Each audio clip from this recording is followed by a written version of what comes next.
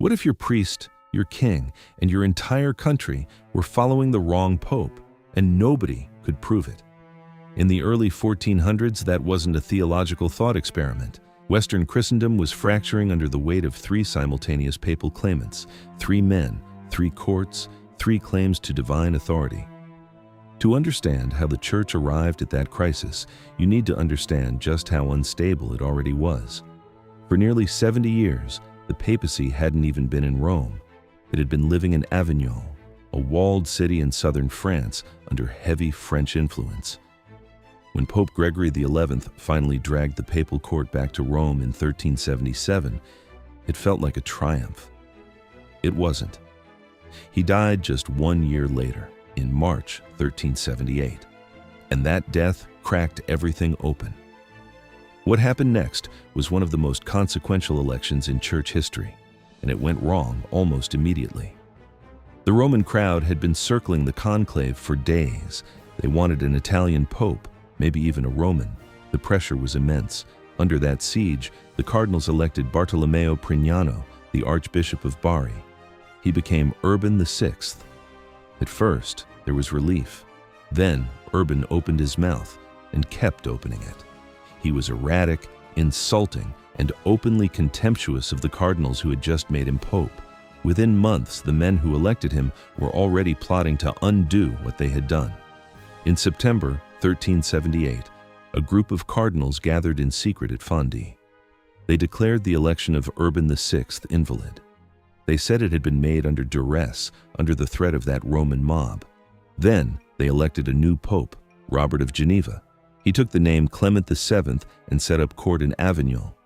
And just like that, the church had two popes, not a disputed election waiting to be resolved, two full papal courts, two sets of cardinals, two bureaucracies, two claims to the keys of heaven. Now every king, every bishop, every university in Europe had to choose. France backed Clement in Avignon, England backed Urban in Rome, Scotland went with Avignon. The Holy Roman Empire went with Rome. The schism stopped being a church dispute and became a continental war of legitimacy. People feared following the wrong obedience, under the wrong bishops, the wrong courts, the wrong excommunications, the wrong chain of authority. The highest institution in Western life had split in two, and no one on either side could prove the other was wrong. By the 1390s, Europe was exhausted.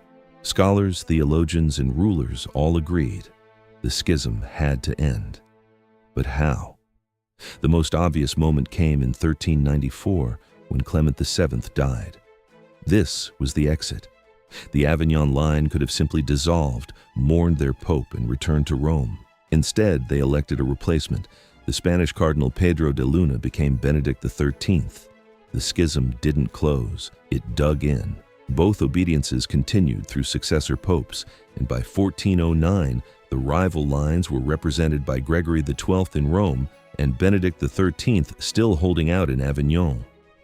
With both lines refusing to yield, desperate churchmen turned to a radical idea: strip both claimants of authority and start over. Cardinals from both obediences convened the Council of Pisa. They debated, they deliberated, they voted. They declared both Gregory XII and Benedict XIII deposed. Then they elected a new pope, Alexander V. The logic was clean. The execution was catastrophic, because Gregory XII and Benedict XIII didn't recognize the council's authority, neither stepped down. So now, for the first time in Christian history, there were three simultaneous papal claimants: Alexander V in Pisa, Gregory XII in Rome, Benedict XIII in Avignon. Three men who each believed, or at least claimed, they were the one true vicar of Christ on earth. Alexander V died quickly, and Baldassare Casa succeeded him as John XXIII, keeping the Pisan line intact. The institution that had wielded supreme moral authority over Europe for centuries could no longer answer the most basic question: who is in charge? The solution, when it finally came, wasn't spiritual. It was political. Emperor Sigismund understood that the church was not going to heal itself from within. It needed pressure from outside. Under that pressure, John XXIII formally summoned the Council of Constance in 1414. Through a combination of imperial force and conciliar action, what followed was a methodical dismantling of all three claims. John XXIII was deposed. Gregory XII was allowed to resign voluntarily. Benedict XIII was abandoned by his own obediences, though he never personally yielded.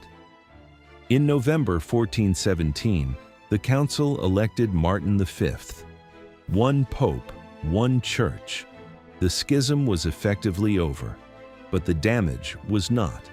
Martin V restored institutional unity, but the trust never fully came back. For nearly 40 years, Europe had watched the church fracture, accuse, and outmaneuver itself in public. The schism ended in 1417. The doubt it created did not. And in the century that followed, that doubt would feed a much larger rebellion.